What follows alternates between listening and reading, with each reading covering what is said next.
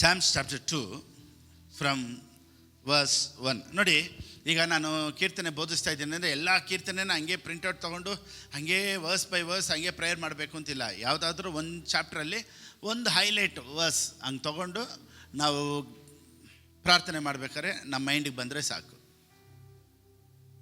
I mean ಎಲ್ಲನೂ ಎತ್ಕೊಬೇಕು ಅನ್ನೋದು ಏನೂ ಇಲ್ಲ, ಜಸ್ಟ್ ಜ್ಞಾಪನ ಬರೋದನ್ನ ಹಂಗೆ ಎತ್ಕೊಳ್ಳೋಣ. ಸೊ ಪ್ರಾರ್ಥನೆಯಲ್ಲಿ ಹೊಸ ಒಡಂಬಡಿಕೆಯಲ್ಲಿ ಜನರು ಹೆಂಗೆ ಪ್ರಾರ್ಥನೆ ಮಾಡಿದ್ರು ಅನ್ನೋದಕ್ಕೆ ಸಂಬಂಧಪಟ್ಟಿದೆ 2ನೇ ಕೀರ್ತನೆ.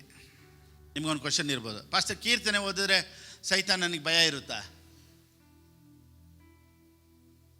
ಯೇಸು ಸ್ವಾಮಿ ಒಂದು ದಿನ 40 ದಿನ ಉಪವಾಸ ಅಂತ ಹೋದರು. ಮೇಲೆ ಬೆಟ್ಟಕ್ಕೆ ಕರ್ಕೊಂಡು ಹೋಗಿ ಅಲ್ಲಿ ಸೈತಾನನ್ನು ಬಂದು ಏನು ಹೇಳ್ತಾನೆ ಗೊತ್ತಾ?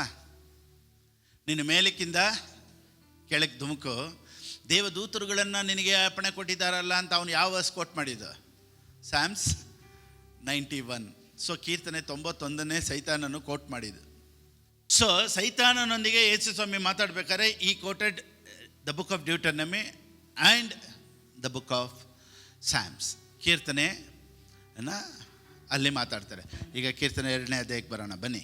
ಈಗ ಈ ಕೀರ್ತನೆ 2ನೇ ಅಧ್ಯಾಯ ಎಲ್ಲಿ ಕನೆಕ್ಟೆಡ್ ಆಗಿದೆ ಗೊತ್ತಾ? ಹೊಸ ಒಡಂಬಡಿಕೆಯಲ್ಲಿ do you know where it is connected? ಅಪೊಸ್ತಲರಿಗೆ ಬರೆದ ಪುಸ್ತಕ ಆಕ್ಟ್ಸ್ ಚಾಪ್ಟರ್ 4.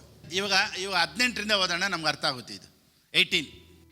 ಅವರನ್ನು ಕರೆಯಿಸಿ ಆ ಯೇಸುವಿನ ಹೆಸರನ್ನು ಎತ್ತಿ ಹೇಗೋ ಮಾತಾಡಬಾರದು, ಉಪದೇಶ ಮಾಡಲು ಬಾರದು ಎಂದು ಅವರಿಗೆ ಖಂಡಿತವಾಗಿ ಅಪ್ಪಣೆ ಕೊಟ್ಟರು. ನೋಡಿ, ಇವಾಗ ಪೇತ್ರನನ್ನು ರಿಮ್ಯಾಂಡ್ ರೂಮ್ಗೆ ಹಾಕಿದ್ದು, ಜೈಲ್ಗೆ ಹಾಕಿದ್ದು ಏನು ಗೊತ್ತಾ? ಈ ಹೆಸರು ನಿನ್ನ ಮೇಲೆ ಎತ್ತಬಾರ್ದು. ಯಾವ ಹೆಸರು? ಯೇಸು. ಅವ್ರನ್ನ ವಾರ್ನ್ ಮಾಡಿದ್ರು, you should not use this name ಅಂತ. ಇವಾಗ ಒಂದು ವಿಷಯ ನಡೆಯುತ್ತೆ, ಅದನ್ನು ನಾನು ಸಿಂಪಲಾಗಿ ಹೇಳ್ಬಿಡ್ತೀನಿ. ಪೇತ್ರ ಯೋಹಾನರನ್ನ ಕರೆದ್ಬಿಟ್ಟು ಅಲ್ಲಿರೋರೆಲ್ಲ ಏನು ಹೇಳಿದ್ರು ಗೊತ್ತಾ? ರೋಮಾಪುರದವರು ಈ ಅಧಿಕಾರದಲ್ಲಿ ಇರೋರು ಏನು ಗೊತ್ತಾ? ಇನ್ನು ಮೇಲೆ ಯೇಸು ಸ್ವಾಮಿ ಹೆಸರನ್ನ ಎತ್ತಿದ್ರೆ ನಿಮ್ಮನ್ನು ಇನ್ನೊಂದ್ಸತಿ ಒಳಕ್ಕೆ ಹಾಕ್ಬಿಡ್ತೀನಿ ಅಂತ ಹೇಳಿ ಬೆದರಿಸಿದ್ರು. ಸೊ ಇದಕ್ಕೆ ಅಲ್ಲಿದ್ದವ್ರು ಏನು ಮಾಡ್ತಾರೆ ಗೊತ್ತಾ? ಬಂದುಬಿಟ್ಟು ಯಾರ ಹತ್ರ ಹೇಳ್ತಾರೆ ಅಂದರೆ, ಇವ್ರಿಗೆ ಅಂತ ಒಂದು ಪ್ರೇಯರ್ ಗ್ರೂಪ್ ಇತ್ತು. They had A prayer group. ಆ ಪ್ರೇಯರ್ ಮಾಡೋರ ಹತ್ರ ಬಂದು ಹೇಳ್ತಾರೆ, ಈ ಥರ ಪೇತ್ರ ಯೋಹಾನರನ್ನ ಕರೆದು ವಾರ್ನ್ ಮಾಡಿದ್ದಾರೆ, ಇನ್ನು ಮೇಲೆ ಯೇಸು ಸ್ವಾಮಿ ಹೆಸರನ್ನು ಎತ್ತಬಾರ್ದಂತೆ, ಇನ್ನು ಮೇಲೆ ಯೇಸು ಸ್ವಾಮಿ ಮಾತನ್ನು ನಾವು ಮಾತಾಡಬಾರ್ದಂತೆ, ಗಾಸ್ಪಲ್ ಹೇಳ್ಬಾರ್ದು. ನಾನೆಲ್ಲ ಹೇಳಿದ ತಕ್ಷಣ ಏನಪ್ಪ ಇಷ್ಟು ಅಪೋಸಿಷನ್ ಬಂದ್ಬಿಡ್ತಲ್ಲ ಅಂತ ಹೇಳಿ ಇವರು ಅಯ್ಯೋಯ್ಯೋ ಏನಪ್ಪ ಮಾಡೋದು ಅಂತ ಭಯಪಟ್ಟಿಲ್ಲ, ಅಥವಾ ಗೋಳಾಡಿಲ್ಲ, ಅಥವಾ ಹತ್ತಿಲ್ಲ. ಅದಕ್ಕೆ ಬದಲಾಗಿ ಏನು ಮಾಡಿದ್ರು ಗೊತ್ತಾ? ಈಗ they started praying. What they prayed ಓದಿ ಇವಾಗ. ಒಡೆಯನೇ, ಭೂಮ್ಯಾಕಾಶಗಳನ್ನು ಸಮುದ್ರವನ್ನು ಅವುಗಳಲ್ಲಿರುವ ಸಮಸ್ತವನ್ನು ಉಂಟು ಮಾಡಿದಾತನೇ. ನೋಡಿ, ಇವಾಗ ಪ್ರೇಯರ್ ಸ್ಟಾರ್ಟ್ ಆಯ್ತು. ಪೇತ್ರ ಯೋಹಾನರಿಗೆ ವಿರುದ್ಧವಾಗಿ ಬಂದಂತ ಎಲ್ಲ ಜನರು ಹೇಳು, ನಿನ್ನೇನು ಸಾಯಿಸ್ಬಿಡ್ತೀನಿ, ಅಷ್ಟೇ ಕಾಲು ಮಾಡಿಬಿಡ್ತೀನಿ, ಕೈ ಮಾಡಿಬಿಡ್ತೀನಿ, ಚರ್ಚಿ ಇಲ್ಲದೇ ಇರೋ ಥರ ಮಾಡಿಬಿಡ್ತೀನಿ, ಅದು ಇದು ಅಂತ ಏನೇನೋ ಮಾತಾಡಿದ್ರು ಅನ್ಯ ಜನಗಳು. ಈಗ ಬಂದಂಥ ಅಪೋಸಿಷನ್ಗೆ ಇವ್ರು ಭಯ ಪಡಲಿಲ್ಲ, ಅಥವಾ ಗೋಳಾಡಲಿಲ್ಲ, ಅಯ್ಯೋಯ್ಯೋ ಸ್ವಾಮಿ ಅಂತ ಹೇಳಿಲ್ಲ. ಹೋದ್ರು, ಮೊಣಕಾಲು ಹಾಕಿದ್ರು. ಕೀರ್ತನೆ 2ನ್ನ ಇಲ್ಲಿ ಕೋಟ್ ಮಾಡ್ತಾರೆ. ಓದಮ್ಮ. ಅನ್ಯ ಜನಗಳು ಯಾಕೆ ರೇಗಿದರು? ಜನಾಂಗಗಳವರು ವ್ಯರ್ಥ ಕಾರ್ಯಗಳನ್ನು ಯಾಕೆ ಯೋಚಿಸಿದರು? ನೋಡಿ, ನೀನು ಪವಿತ್ರಾತ್ಮ ಮೂಲಕವಾಗಿ ನಿನ್ನ ಸೇವಕನಾಗಿದ್ದ ನಮ್ಮ ಪಿತೃವಾದ ದಾವೀದನ ಬಾಯಿಂದ ಅನ್ಯ ಜನಗಳು ಯಾಕೆ ರೇಗಿದರು? ನೋಡಿ, ಇವರು ಎಲ್ಲಿ ಕೋಟ್ ಮಾಡಿ ಪ್ರೇಯರ್ ಮಾಡ್ತಾ ಇದ್ದಾರೆ ಇವಾಗ? ಹಳೆ ಒಡಂಬಡಿಕೆ. ಅದಕ್ಕೆ ಕೀರ್ತನೆ 2ನೇ ಅಧ್ಯಾಯ ಹೊಸ ಒಡಂಬಡಿಕೆಯ ಪ್ರಾರ್ಥನೆ. Sam's chapter 2 was New Testament prayer. They raised 24 English ಅಲ್ಲಿ. So when they heard that, they raised their voice to God. They raised their voice to God. ಬನ್ನಿ ಎಲ್ಲರೂ ಸೇರಿ ಗೋಳಾಡೋಣ, ಅಥವಾ ಬನ್ನಿ ಎಲ್ಲರೂ ಸೇರಿ ಬೇಡಾಡೋಣ ಅಂತ ಇಲ್ಲ. ಬಂದಿದ್ದ ತಕ್ಷಣ ವಾಕ್ಯನ ಮಾತಾಡೋದು. ದೇವರೇ, ಕೀರ್ತನೆ 2ನೇ ಅಧ್ಯಾಯದಲ್ಲಿ ದಾವಿದನ ಮುಖಾಂತರ ನೀನು ಮಾತಾಡದೆ ತಾನೆ, ಜನರು ಅನ್ಯ ಜನಗಳು ವಿರೋಧವಾಗಿ ಬಂದಾಗ ದೇವ್ರು ನಗಾಡಿದ್ರಂತೆ, ಏನೂ ಆಗೋದಿಲ್ಲ ಹೋಗಪ್ಪ ಅಂತ ಹೇಳಿ. ಆಮೆನ್. ಸೊ ನಮಗೆ ವಿರೋಧವಾಗಿ ಕಾರ್ಯಗಳು ಬಂದಾಗ ಕೀರ್ತನೆ 2ನೇ ಅಧ್ಯಾಯದಲ್ಲಿ ದೇವರೇ, ಇವ್ರಿಗೆ ವಿರೋಧವಾಗಿ ಬಂದಂಥ ಎಲ್ಲ ಕಾರ್ಯಗಳನ್ನು ನೀನು ಲಯ ಮಾಡಿದಂಥ ದೇವರು ಕೀರ್ತನೆ 2ನೇ ಅಧ್ಯಾಯದಲ್ಲಿ ದೇವರು ಅದ್ಭುತ ಮಾಡಿದಂಥ ದೇವರು, ಅದೇ ದೇವರು ನನ್ನ ಲೈಫಲ್ಲಿ ನೀನು ಅದ್ಭುತ ಮಾಡೋದಕ್ಕಾಗಿ ಸ್ತೋತ್ರ.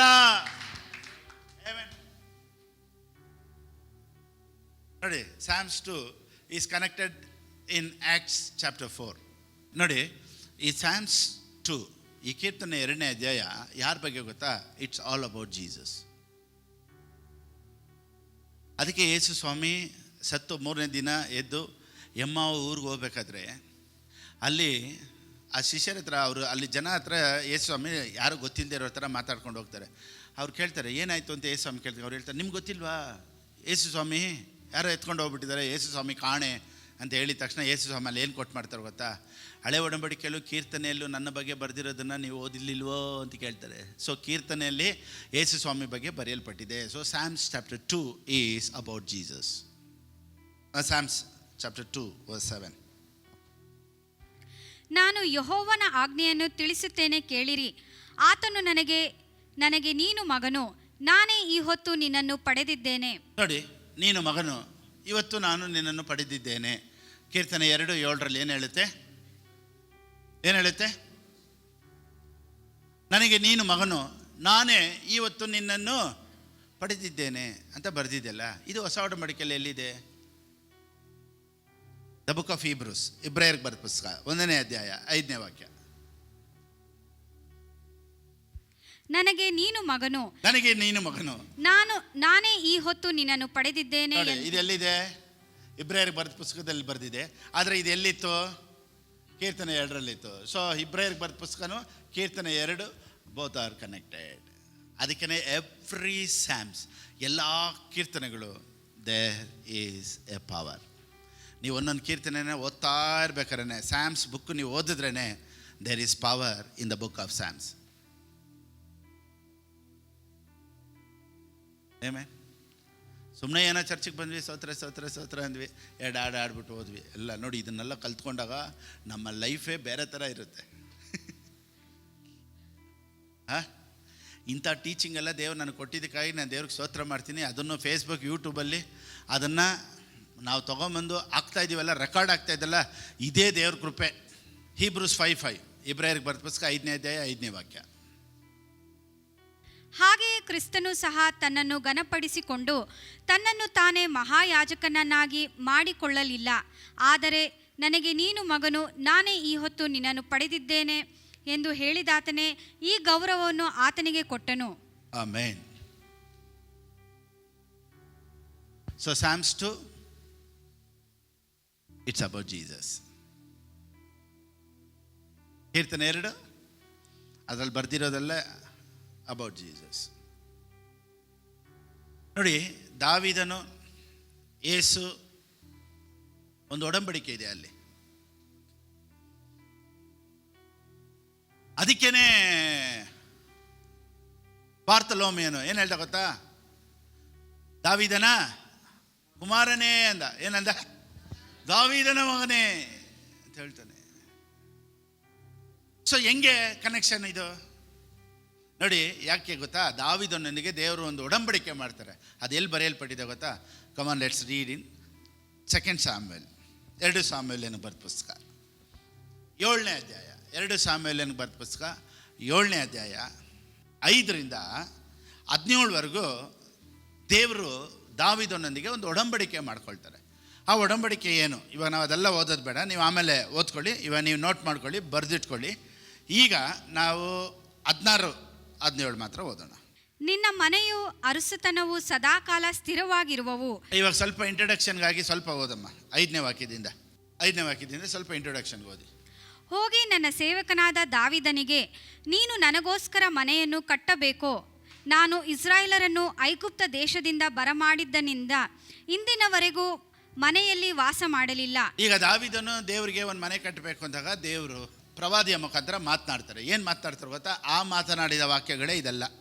ಈಗ ದಾವೀದನಿಗೆ ದೇವರು ಏನು ಹೇಳ್ತಾರೆ ಗೊತ್ತಾ? 16, ನಿನ್ನ ಮನೆಯು ಅರಸುತನವು ಸದಾಕಾಲ ಸ್ಥಿರವಾಗಿರುವವು, ನಿನ್ನ ಸಿಂಹಾಸನವು ಶಾಶ್ವತವಾಗಿರುವುದು ಎಂಬುದೇ. ನಾತಾನನು ತನಗುಂಟಾದ ದರ್ಶನದ ಈ ಎಲ್ಲಾ ಮಾತುಗಳನ್ನು ದಾವೀದನಿಗೆ ಹೇಳಿದನು. ನೋಡಿ, 16ನೇ ವಾಕ್ಯ ಇನ್ನೊಂದ್ಸತಿ ಓದ್ತೀನಿ. ನಿನ್ನ ಮನೆಯು ಅರಸುತನವು ಸದಾಕಾಲ ಸ್ಥಿರವಾಗಿರುವವು, ನಿನ್ನ ಸಿಂಹಾಸನವು ಶಾಶ್ವತವಾಗಿರುವುದು. ಚೆನ್ನಾಗಿ ಗಮನಿಸಿ, ಇದು ದಾವೀದನ ಮನೆಗೆ ದೇವರು ಹೇಳ್ತಾ ಇರೋದು, ನಿನ್ನ ಸಿಂಹಾಸನವು ಶಾಶ್ವತವಾಗಿರುವುದು. ಈಗ ದಾವೀದನ ಸಿಂಹಾಸನ ಎಲ್ಲಿದೆ ಶಾಶ್ವತವಾಗಿ? ದಾವಿದನ ಆಗಿದ್ಮೇಲೆ ಸಾಲಮನ್ ಬಂದ, ಸಾಲಮನ್ ಆಗಿದ್ಮೇಲೆ ಜರುಬಮ್ ಬಂದ, ಅವ್ರ ಮಕ್ಕಳೆಲ್ಲ ಬಂದರು, ಹಂಗೆ ಬಂದರು. ಈಗ ಸಿಂಹಾಸನ ಎಲ್ಲೈತೆ. ಆದರೆ ದೇವರು ಏನು ವಾಗ್ದಾನ ಮಾಡ್ತಾರೆ ಗೊತ್ತಾ? And your house and your Kingdom shall be established for ever. Your throne shall be established for ever. ಎಲ್ಲಿದೆ ಇವಾಗ ದಾವಿದನ ಸಿಂಹಾಸನ? ಇದು ದಾವಿದನ ಮಕ್ಕಳು, ಸಂತತಿ, ಅವ್ರ ಬಗ್ಗೆ ಮಾತಾಡ್ತಾ ಇಲ್ಲ. ಆ ಸಂತತಿಯಲ್ಲೇ ಬರುವಂಥ ಜೀಸಸ್ ಬಗ್ಗೆ ಮಾತಾಡ್ತಾ ಇರೋದು.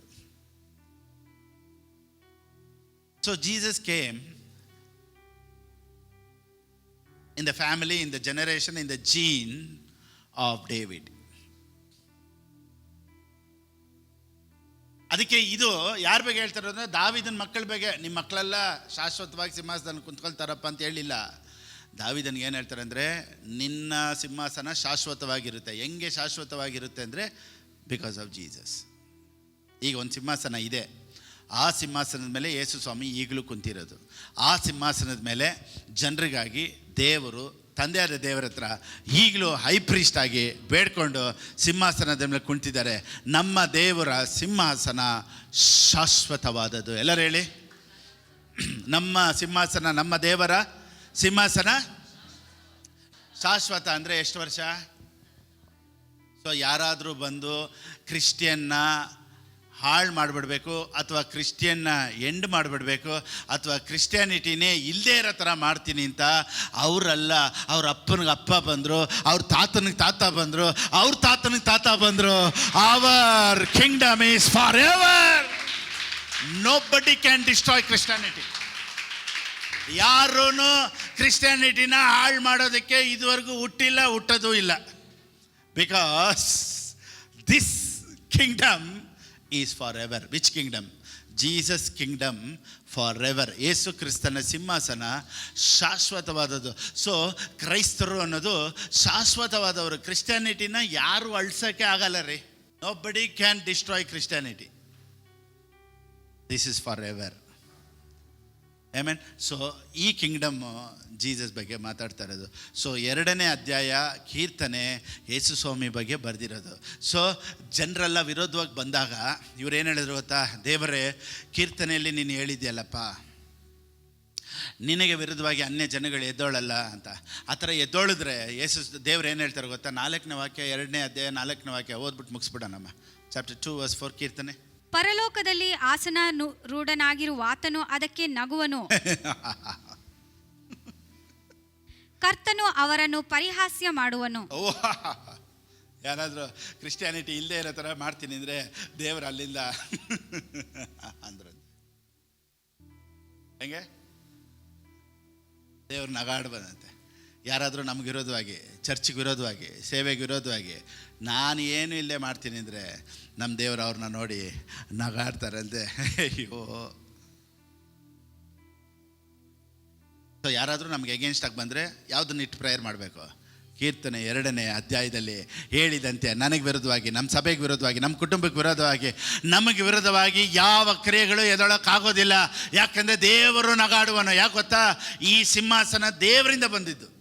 ಸೊ ನಾವೆಲ್ಲ ದೇವ್ರ ಮಕ್ಕಳು. So we have power of attorney. So ಈ ನಾಮನ ಹೇಳೋರು ಯಾವತ್ತೂ ನಾಚಿಕೆ ಪಟ್ಟು ಹೋಗೋದಿಲ್ಲ. ಮೇ. ಸೊ ಇವತ್ತು ನೋಡಿ ಕೀರ್ತನೆ 2 ಅಂದರೆ, ಇವಾಗ ನೀವು Psalms 2 ಓದಿದ್ರೆ ನಿಮ್ಮ ಲೈಫಲ್ಲಿ ಕೀರ್ತನೆ 2 ಇನ್ಮೇಲೆ ಮರೆಯೋದಿಲ್ಲ.